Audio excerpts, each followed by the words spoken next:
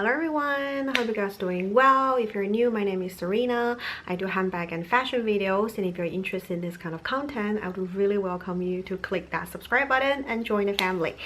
So today I want to come up here and make a quick video about all the handbags I've sold or returned. The reason I want to make this video is because I just recently this week sold another handbag. I literally had it listed in the morning and it got sold at night, so within a day, which is super fast. Mind-blowing, and it was a very popular piece. I think because my price is really reasonable, I guess. So yeah, I'm very happy that bag find its new home and can get used more, you know. So let's get started. I'll just do them by brand. I'll start with Chanel. I unboxed my first ever classic flap, I think in 2017. It was a classic Caviar in medium size silver hardware. I loved it. It was my dream bag and I finally got it at a really good price. It's just crazy how expensive it is now. And but the issue with that is somehow I do not use it. I find the chain kind of dig into my shoulder. If I want to use a smaller handbags, I kind of leaning towards using my Constance from Hermes a lot more. And also sometimes I find it's a little bit dressy, but I just see tons of bloggers wearing classic flap with very casual outfit.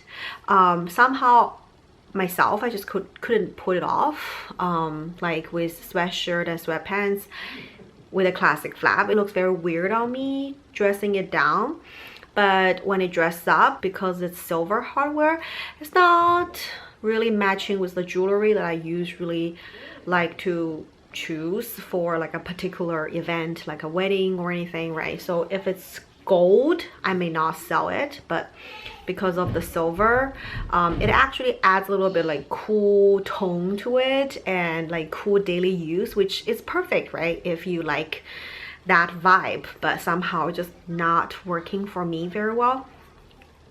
With that said, I still want to have a classic flap in my collection. If I do get a chance to get a small size, because mine was in medium size and I find it a little bit too big, if I could get a small size Caviar in gold hardware, I don't know the color yet, maybe black, maybe non-black, I think I'm still gonna go for it, even though the price is crazy. So that's that. And another handbag that I sold is my red Chanel boy. Oh my god, I love that Chanel boy bag so much. It was lambskin. I remember I took it to a wedding and it was beautiful, tons of compliment. But as time went by, my love for Chanel boy kind of died down. One reason is the chain. I just felt like it's very cumbersome and it's so loud and keep, you know, sliding back and forth. But it is like one of the most classic handbags from Chanel. That's another lesson learned, right? You should not buy handbags just because it's popular, just because it's the, you know, stable piece of the design house, but you should buy a handbag that works for you, right? And for me, that handbag is red. It's not like red is non-neutral. I actually find red is okay, like especially when I'm always wearing black or neutral color clothes. Red could always be a pop-up color, which I like, but it's just maybe it's too big, maybe it's the chain. Anyway, I don't use it at all. And it was in lambskin. I'm so afraid of the bottom like getting sagged, because I see so many pictures online where like the shape of the bottom looks very distorted. So I hate if my bag would look like that, so I just seldom use it.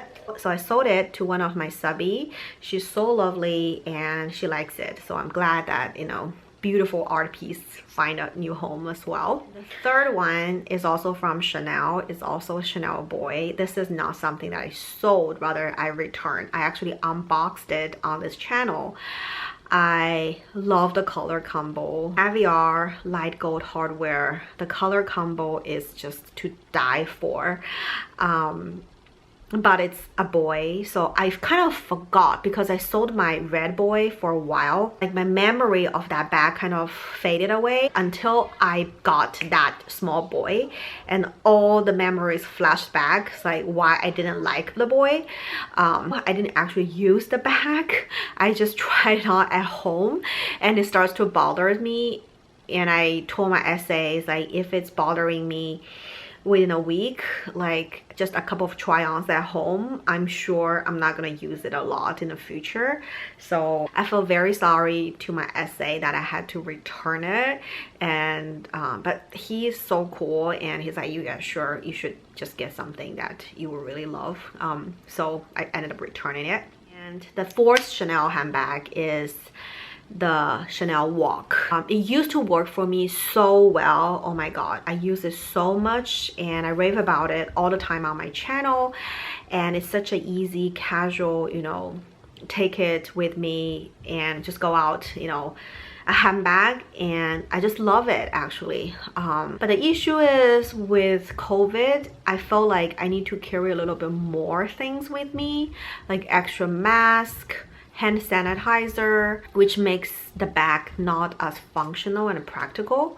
I could have just saved it maybe in a couple of years, you know, I do not need to carry a hand sanitizer with me all the time, but it wasn't working out, so I figure, and I've used it to death, like I've used it a ton, and I feel like that bag have lived a life with me, definitely, and I feel okay to let it go in other sense. So yeah, that's a Chanel Walk. And last but not least from Chanel is actually the one that I mentioned at the beginning of the video that I just sold this week. Is, I know what you guys are gonna say, but I sold my Chanel Pearl Crush. I loved it, and I promised myself that I would never sell it. A couple of years ago, I had a Chanel mini flap and I sold it and I regretted it. And when the Pearl Crush came on to the market, I was like, oh, this is amazing. Because the reason I didn't like the classic flap mini is the chain is so long.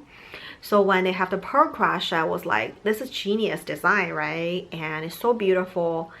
And I loved it and I used it. And it's one of my most used handbag in 2021, last year. I got it in September and I used it quite a little bit in the fourth quarter of last year. But this year, somehow I just didn't use it for a whole year until October. And I don't know if it's because of the lambskin or something. And I started to see the lambskin coating getting deflated. If you know what I'm saying, like vintage Chanel, you see all these lambskin coating getting very flat. That's what I saw on my the trend, not like it's already completely flat, but it's like deflated, not as puffy as last year, and it's only been a year. And I think to myself, like, is this what I want, right? Or rather I can sell it still at a pretty good price while it's still popular, and get my money back, and then maybe invest in another classic flap, like I said, in Caviar, or like can hold its shape a little bit better. I still love the look of the Pearl Crush though. It's amazing, and my Pearl Crush is perfect. So if you know the recent quality issues of Chanel, you know, sometimes it's crooked, it's like have a dent, it has like scratch, like there's tons of issues I saw on YouTube people are sharing. Mine was in perfect condition. It's aligned, beautiful, everything. So the buyer of my Pearl Crush is so super happy because I sold under retail and she doesn't need to pay tax, and it was only less than a year, or maybe a year old. And yeah, so she's very happy and no regret. It's just like, you know, things that you loved before but grow out of it. So that's that. That's all I have for Chanel. And now I have two Dior bags. So the first Dior is what I got from UK in 2016. It was my Lady Dior, actually together with my Chanel boy to the same subby. Lady Dior, I am never gonna buy it in the medium size. It's too big for me. for my lifestyle, and the lambskin is too delicate. It's a beautiful bag. It's a classic piece from Dior, but the size is wrong, the lambskin is wrong, the color is wrong, everything. Like, and it was the old style with the zipper pull, so every time you're trying to get something in and out of the bag, it kind of scratched the back of your hand. It's not the most user-friendly handbag either. No regret on that either. Another Dior handbag that I returned is my Dior Saddle Bag. I also unboxed recently on my channel. So the reason why I returned that one is because of that weird shape.